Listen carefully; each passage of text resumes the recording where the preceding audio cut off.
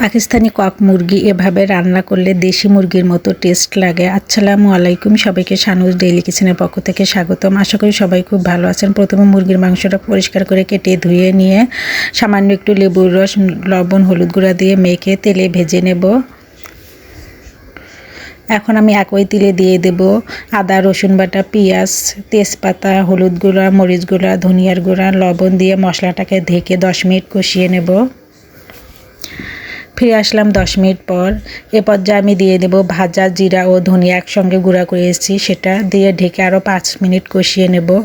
মশলাটা কষানো শেষ। এখন ভেজে রাখা মুরগির মাংসগুলো দিয়ে দেব, দিয়ে সুন্দর মতো মশলার সাথে মিশিয়ে নেব। এখন দিয়ে দিচ্ছি হাফ চামচ গরম মশলার গুঁড়া, দিয়ে একটু পানি দিয়ে মুরগির মাংসটাকে 10 মিনিট সুন্দর মতো কষিয়ে নেব। এর জন্য ঢেকে দিলাম। ফিরে আসলাম 10 মিনিট পর। মুরগির মাংসটা আমার সুন্দর মতো কষানো শেষ। এখন আমি ভেজে রাখা আলুগুলো দিয়ে দেব, দিয়ে একটু নেড়েচেড়ে পরিমাণ মতো ঝোলের জন্য পানি দিয়ে দেব। এই তো মুরগির মাংস রান্না শেষ। এখন বেরেস্তা দিয়ে দেব, দিয়ে 10 মিনিট এভাবে লো আঁচে ঢেকে রাখবো।